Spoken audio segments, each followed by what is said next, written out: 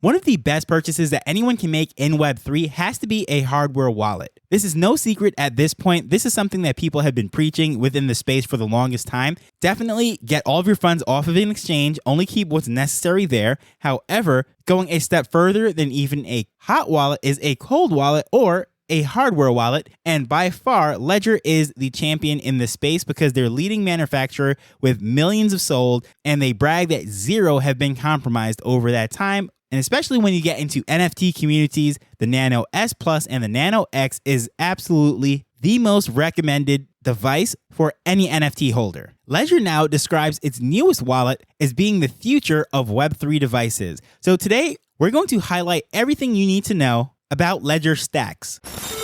Hello, I'm Taj, digitally known as Tropic Vibes, the host of Nifty Business, where we highlight NFTs and explore Web 3.0 as we move from pure speculation to creating real-world value.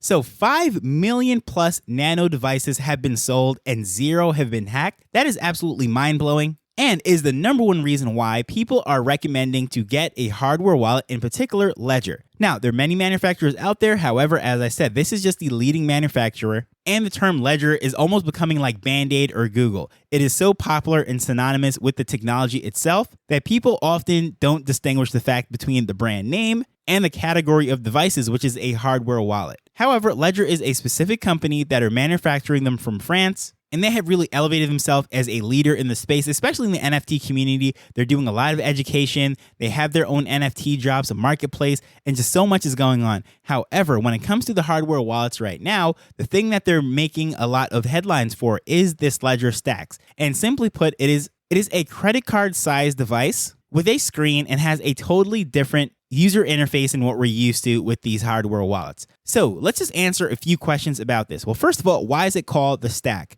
Well, these credit card sized devices can be stacked on each other. They're magnetic, so someone who owns multiple of these can actually put them together and you can see the name of the holders on the side, or what is on it in particular. So for example, let's say you have a family vault and each family member has their own stack. Well, each one of them can be labeled. Or let's say you have one of these that you're going to use for a particular NFT project, or one that you're going to use a little bit more frequently and you're going to connect that to, let's say, OpenSea and other projects. Well, that one might be labeled an active wallet or something. And then one that you absolutely don't use for anything else other than storing as a vault might have a different label. So you know that one should never be connected, and all you're doing with that is transferring things to it. And in the event that you're ever going to sell or do anything with those assets, you're just going to transfer it out. It is just not being connected to anything. You can label it for that specific purpose.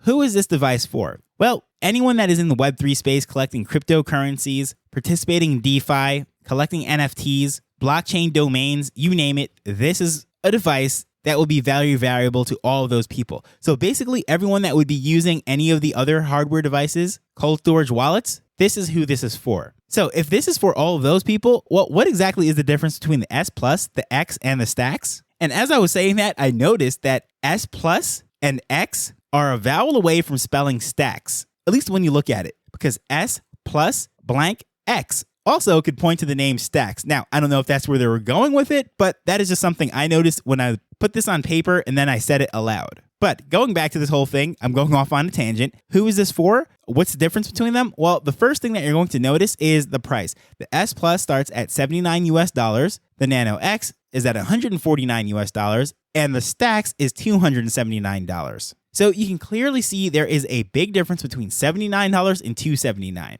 But besides the price, there's also a very different design. And the S Plus and the X are way more similar than the Stax. The difference between the S Plus and the X are very minimal. So I'm just going to group both of those together and say the difference between those and the Stax is that rather than having something that looks like a USB stick with a little screen and a button or two, the Stax, again, is that thick credit card looking device that also comes with an e-ink display. Now, if you're not familiar with e-ink displays, if you've ever used an Amazon Kindle or Barnes & Noble Nook, if those are still in circulation, I don't know who has any of those anymore. However, right now, as far as the most popular e-ink display, it would be an Amazon Kindle, well, that's what's being used on this as a screen. So with that, there's going to be a touchscreen, which allows people to then customize it. They can put their NFTs as covers or as lock screens or whatever you want to call it, just on the front displaying a particular image. Also, if you want to just show off some of your NFTs, you can actually scroll and you can show them. However, keep in mind, this is monochrome. So just like how an Amazon Kindle has that looking of a newspaper,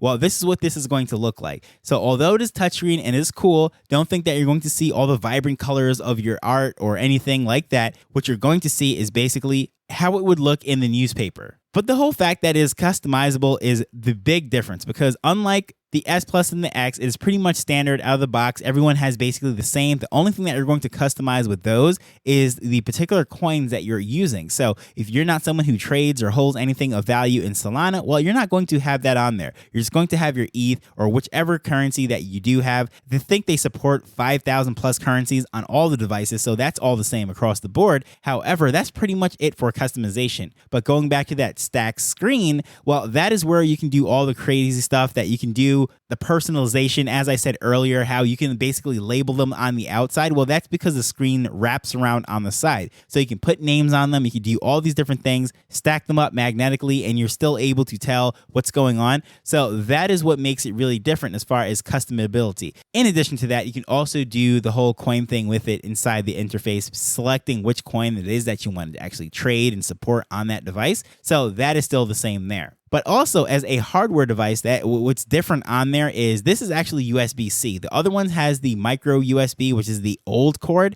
but this is USB-C, which is pretty much every flagship cell phone within the last, say, 4 or 5 years or so has been USB-C. It is faster, and also the best part about it is it doesn't matter if you plug it in top side up or upside down, they're the same on both sides, sort of like an iPhone Lightning cable. Which also means that you could just have one charger now. You don't have to keep one of those legacy micro USBs around, because most likely none of your other cell phones or anything in your house is using that anymore. But you probably keep one of those around just for the sole purpose of connecting the other ledgers to it. But of course, since this thing has a screen, it also has an internal battery, which is similar to the Nano X, but the Nano S Plus does not have an internal battery. It only works when it's plugged into the device. But the interesting thing with this battery is that it supports wireless charging. Now, if you've ever used wireless charging, it is pretty cool. Although, as I said, this comes with a USB-C port. Wireless charging just allows you to put it on a charging stand. You don't have to plug anything in, and the charging stand just automatically charges it through that bottom, or the back, I should say. It's pretty cool. You don't have to worry about slipping anything in, or you just put it down on the table or the surface and it just charges. So a lot of cell phones with glass backs, they have this, but honestly, most people don't even take advantage of this. Most people still use cords and what have you, but this is just a cool feature to see. But as far as security goes now, they're definitely all the same. Things are encrypted the same way. You're using the same seed phrase system, and the only difference that you might say one might have over the other as far as security is if you're someone who is a little bit hesitant to use the Bluetooth feature. Well, the S Plus is the only one that doesn't have Bluetooth features that can connect to a cell phone or a wireless device, but the other two absolutely do. And of course, it doesn't make sense to go through all these features, the price and everything, if I don't share, well, when is the release date? When can this be ordered? When will this be in hand? Well, the A-list reviewers and tech companies, they already have their test devices in hand, but currently right now, the public can pre-order on the website, and they should be available in March of 2023. And at that point, on the website, it should be available for general purchase. So you might be wondering, am I planning to buy one? Truthfully, I probably will eventually, however, not on day one. The main reason why I would buy one, honestly, would be for the novelty of it, and also just reporting about it, being able to get some hands on it and play with it. And I just like new gadgets. However, just from a purely dollar for dollar standpoint, I currently have a Nano S Plus. And that is a big jump from the $79 that I paid. Actually, I think it was a little bit less when I purchased it, all the way up to $279. And do I think that there's $200 more value in this? Probably not. However, it is a very cool design, has an e-ink display, being able to flip through NFTs and what have you, but I have no problem doing that with my phone personally. I don't know how often I would actually take out my wallet just to show someone, unless I know this is someone that is a diehard and just I want to show them the novelty of the gadget itself. But I just think most likely I'm going to enjoy showing my NFTs via a bright, vibrant color screen of my cell phone a lot more than I would ever be using one of these devices. But as I said, I didn't say I'm not going to purchase one. The only thing I said is on release, I won't be purchasing one. So down the line, who knows, I might. But if you're someone who definitely wants to do this or check this out, I'd appreciate you use my affiliate link.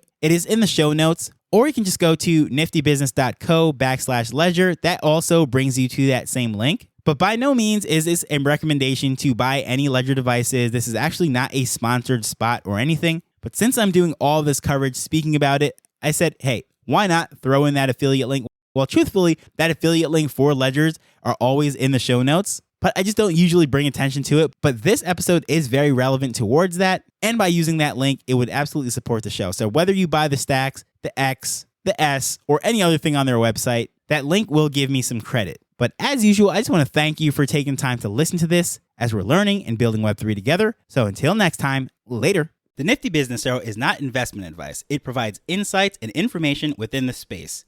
As with anything, please do your own research before making a decision whether you're making an investment or a purchase.